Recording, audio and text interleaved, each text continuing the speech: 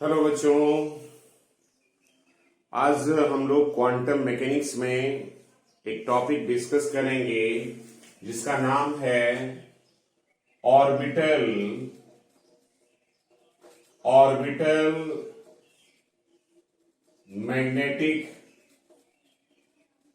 Dipole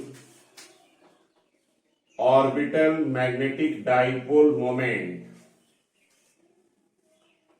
orbital magnetic dipole moment एक atomic theory के behalf पर हम जानते हैं कि आपके एटम का जो वैलेंस सेल का इलेक्ट्रॉन होता है ये न्यूक्लियस के अलोंग एक सर्कुलर पाथ पर रिवॉल्व करता है। चूंकि एक रिवॉल्विंग इलेक्ट्रॉन करंट लूप के इक्विवेलेंट हुआ और जब कोई कहीं पर करंट डेवलप होती है तो वहां पर एक मैग्नेटिक फील्ड डेवलप हो जाती है और मैग्नेटिक फील्ड में हम जानते हैं कि मोनोपोल का एग्जिस्टेंस पॉसिबल नहीं होता है। वहां पर सिर्फ डाइपोल ही पॉसिबल होता है, यानी नॉर्थ और साउथ पोल हमेशा फॉर्म होगा। तो सपोज मेरे पास कोई एक एटम है और उस एटम का एटॉमिक नंबर अगर Z ले लिया जाए तो उस एटॉमिक न्यूक्लियस पर टोटल चार्ज प्लस ZE रहा। एंड मान लेते हैं मेरा कोई एक इलेक्ट्रॉन है जो न्यूक्लियस के अलोंग किसी nth ऑर्बिट में रिवॉल्व कर रहा है, like this one. Radius Rn ले लें, वेलोसिटी Vn दे दिया जाए, तो एक रिवॉल्विंग इलेक्ट्रॉन करंट लूप की इक्विवेलेंट हुआ। और जब इलेक्ट्रॉन रिवॉल्व करता है तो इसके रिवोल्यूशन से ऑर्बिट में करंट डेवलप हो जाती है, जिसके कारण एक एटम के पास मैग्नेटिक प्रॉपर्टी आ जाती है। तो यहां पर according to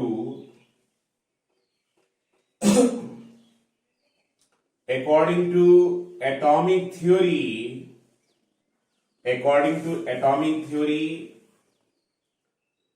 electron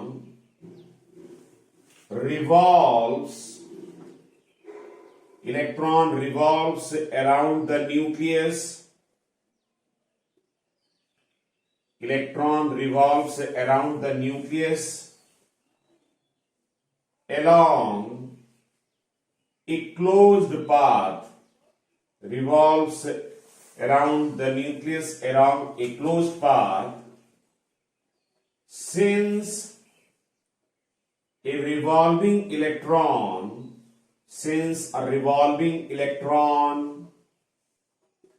is equivalent,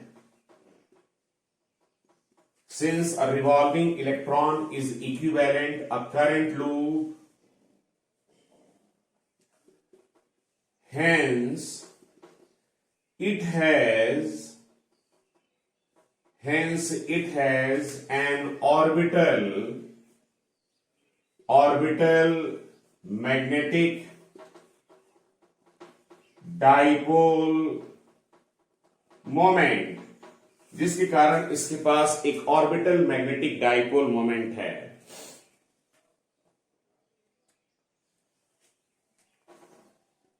The orbital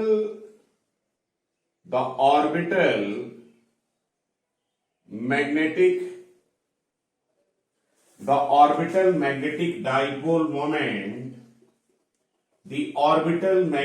dipole moment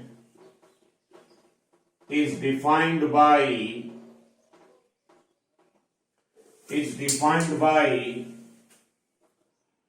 mod of mu vector equal to I into A। एक क्लासिकल थ्योरी से जो ऑर्बिटल मैग्नेटिक डाइपोल मोमेंट होता है Ni इंटू ए के बराबर होता है। इलेक्ट्रिसिटी एंड मैग्नेटिज्म में आप सभी लोग पढ़ चुके हैं कि अगर मेरे पास कोई एक लूप है, चाहे सर्कुलर लूप है रेक्टेंगुलर लूप है, इसमें अगर करंट फ्लो कराई जाए तो इसमें एक मैग्नेटिक फील्ड डेवलप होगी। उस मैग्नेटिक फील्ड के कारण जो मैग्नेटिक डाइपोल मोमेंट होगा, इसको बेसिकली m से रिप्रेजेंट करते हैं। ये बराबर होता है कि इस लूप में जो भी नंबर ऑफ टर्न है, करंट कितनी है, एरिया कितना है, इन सब के प्रोडक्ट के बराबर होता है। चूंकि यहां कोई नंबर ऑफ टर्न नहीं है, एक पर्टिकुलर सर्कुलर ऑर्बिट है, इसलिए n इक्वल टू 1 रहा और डाइपोल मोमेंट को मैंने म्यू से रिप्रेजेंट कर रखा है। अगेन अपने इस रिजल्ट को थोड़ा सा और सिंपलेस्ट फॉर्म में लिखा जाए तो इसको कुछ सिंपलेस्ट फॉर्म में ऐसा भी लिख सकते हैं। सिंपलेस्ट फॉर्म में ऐसा लिख सकते हैं, mod of mu vector equal to I. Current का मतलब है रेट फ्लो ऑफ चार्ज, तो चार्ज में मेरा सिर्फ इलेक्ट्रॉन है और एक कंप्लीट चक्कर लगाने में अगर टी टाइम दे रहा है तो करंट की जगह पर लिख सकते हैं E बाई टी, यानी I equal to Q by T होता है। तो यहां पर चार्ज में मेरा इलेक्ट्रॉन रहा इनटू इस सर्कुलर ऑर्बिट का एरिया पाई Rn स्क्वायर, ये ले लेते हैं। Again mod of mu vector equal to E by time period. एक कंप्लीट चक्कर लगाने में जो टाइम हुआ, टाइम का मतलब एक कंप्लीट चक्कर में ये 2 पाई r डिस्टेंस ट्रेवल करेगा विद वेलोसिटी vn। तो time equal to distance upon speed. तो यहां पर t के बेस पर हम ऐसा लिख सकते हैं 2 पाई rn upon vn into pi Rn square. Now under this condition mod of mu vector, ये टर्म ऊपर ले लीजिए तो E into Vn divided by 2 pi Rn into pi Rn square. Rn will cancel out and pi will cancel out. Mod of mu vector, this is E by 2 Rn into Vn. Now dividing numerator and denominator with mass of electron, mod of mu vector equal to E by 2m m times Vn into Rn, जहां पर m जो है वो mass of electron है। Further, as you already know, the quantity m into v into r, this is called angular momentum. तो इसको orbital angular momentum बोल सकते हैं। Since mvnrn,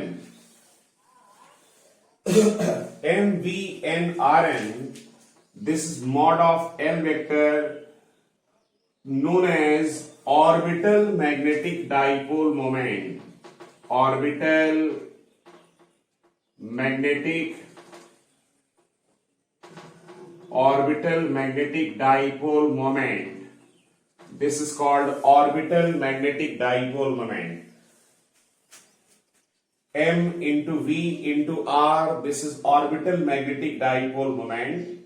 तो इसको हम मॉड ऑफ L वेक्टर अगर ले लें तो मॉड ऑफ L वेक्टर अगर ले लिया जाए तो हम इसको ऐसा भी डिफाइन कर सकते हैं, mod of mu vector equal to this is E over 2m and mod of L vector, because orbital magnetic dipole moment एक वेक्टर क्वांटिटी है, तो हम इसको ऐसे भी लिख सकते हैं, mu vector equal to minus E by two M into L vector.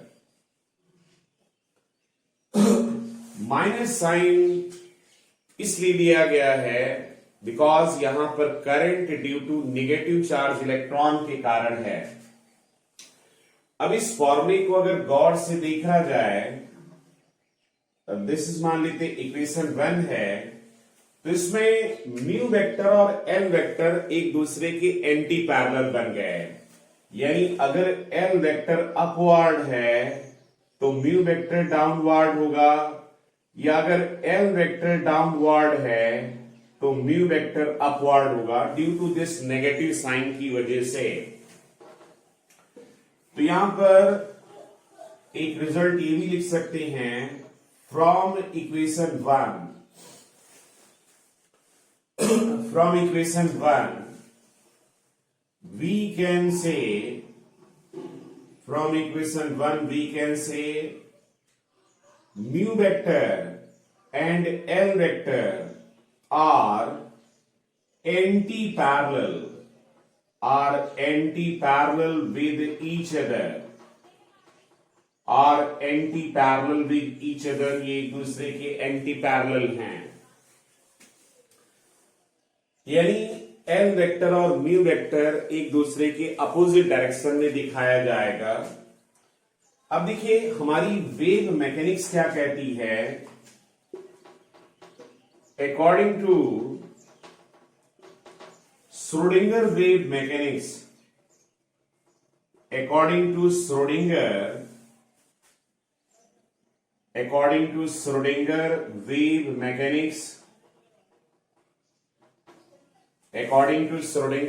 mechanics,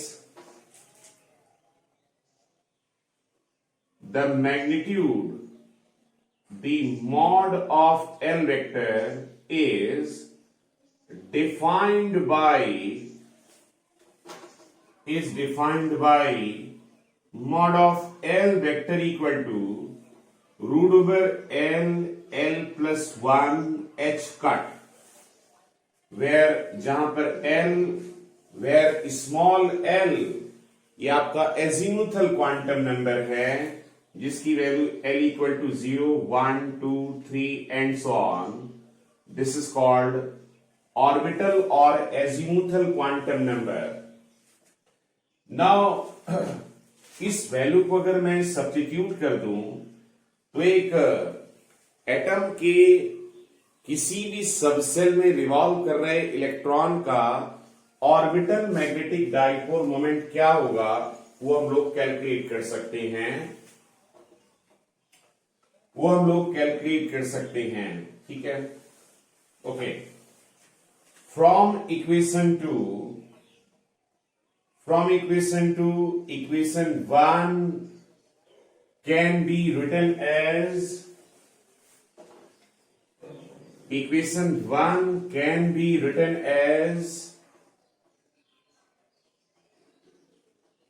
as mod of mu vector, this is E over 2m mod of L vector था, मैग्नीट्यूड वेक्टर में लिखोगे तो माइनस साइन लगा के लिखा जाएगा।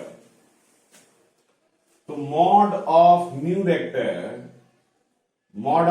vector this is E over 2m and mod of L के place पर लिख लिया root over L plus 1 H cut। Okay, now since EH cut upon 2m और E upon 2m, H cut का मतलब है H upon 2 pi, तो this is EH upon 4 pi m, EH upon 4 pi m। यहां पर ये एक constant value है जिसको हम म्यू बी से रिप्रेजेंट करते हैं और हम लोग इसको बोलते हैं this is called Bohr's magneton.